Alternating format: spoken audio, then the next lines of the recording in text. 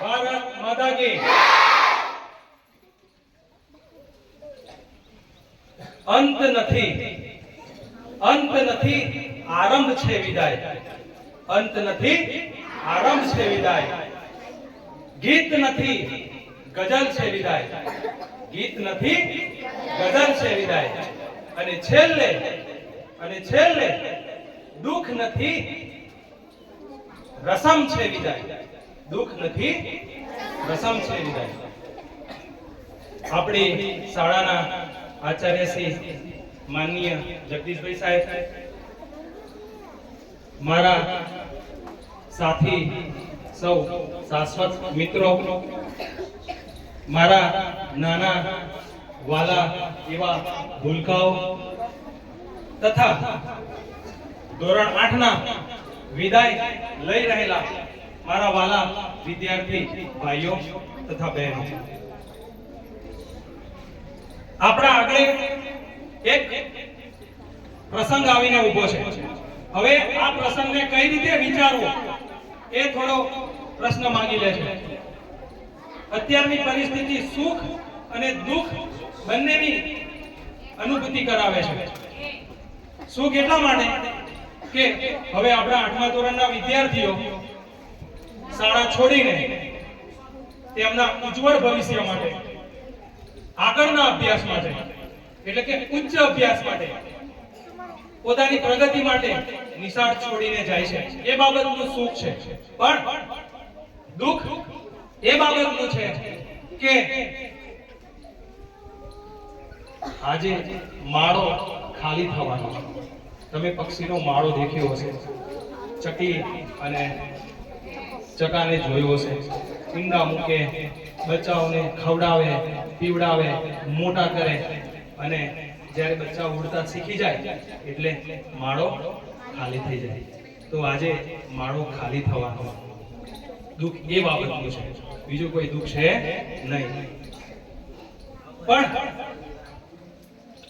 વિદાય તો કે છે ને સૌને લેવી જ પડે છે અને વિદાય મેં તમને કીધું એમ એક રસમ છે કોઈ દુઃખ નથી તો હસતા મુખે અહીંયાથી તમે જાઓ નિશાળમાં શીખવેલી બધી જ બાબતો તમારા ગુરુજનોએ કહેલા બધા વચનો તમે જીવનમાં ઉતારો સારી પ્રગતિ કરો આગળ વધો તમારા શિક્ષકો તમારી નિશાળનું નામ રોશન કરો ભારત દેશના આદર્શ નાગરિક બનો આ બધી જ બાબતો આગળના ભવિષ્ય માટે ધ્યાન રાખજો આ નિશાળ તમે જ ઊભી કરેલી છે અમે તો પારકા છીએ સાહેબ ભરૂચ થી આવ્યા હું અમરેલી થી આવ્યો રાકેશભાઈ સાહેબ જામનગર થી આવ્યા હર્ષદભાઈ સાહેબ પણ બીજા જિલ્લામાંથી આવ્યા અમે તો પારકા છીએ બરાબર ને પણ તમે બધાએ અમને ક્યારે પોતાના બનાવી લીધા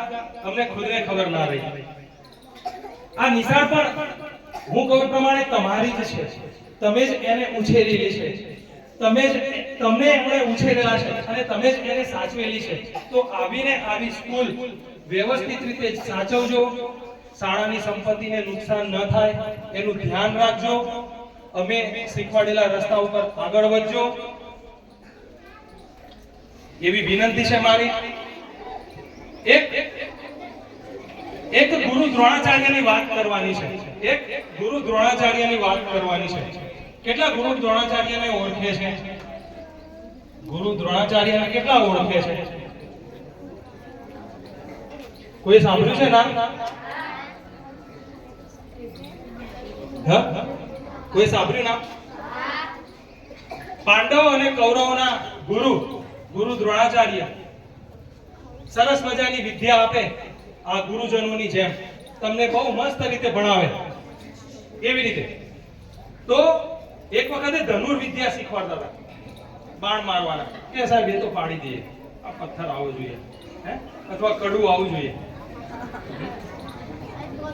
તો ભીમને કીધું કે ભીમ લગાવ નિશાન તો ભીમ આમ કરે બોલ સામે શું દેખાય છે ભીમ આમ ઝાડ દેખાય ગુરુજી ઝાડ દેખાય બેસી જા અર્જુન ચડાવ બાણ. બોલ, શું દેખાય છે તને?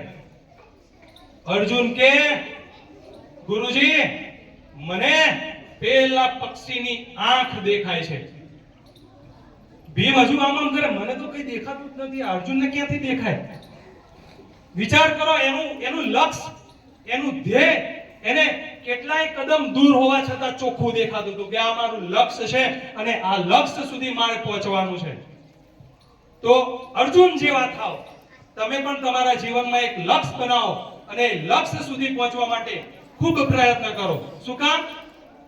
કારણ કે દુનિયાને તમે કેટલી મહેનત કરી એનાથી મતલબ નથી, પણ તમે શું પરિણામ લાવો છો એનાથી મતલબ છે. તમે શું પરિણામ મેળવો છો? તમે તનતોડ મહેનત કરી દો પણ એનાથી એને મતલબ નથી. નપાસ થશો ને તો 500 જણા પૂછવા આવશે સામેથી, નપાસ થયો ને? બરાબર? તો એ વાતનું ધ્યાન રાખજો. તમારા ધ્યેયને મેળવવા માટે તમે સતત આ પ્રગતિના પથ ઉપર આગળ વધજો. એક નાની વાર્તા કહીને અહીંયા હું મારી વાણીને વિરામ આપું છું. વાર્તા છે એક કંપનીની અંદર કામ કરતા એક મેનેજરની. એક કંપનીની અંદર કામ કરતા એક મેનેજરની. એક મોટી કંપની હોય છે અને એની અંદર એક મેનેજર વર્કરોને ખાવા માટે એક સરસ મજાનું કેન્ટીન, ત્યાં જ જમી લેવાનું, ત્યાં જ કામ કરવાનું. તો આ કેન્ટીનની અંદર એક સમોસા વાળો એનું સાઈડમાં એક કાઉન્ટર ખોલીને બેઠેલો હતો. એટલે હવે મેનેજર આવે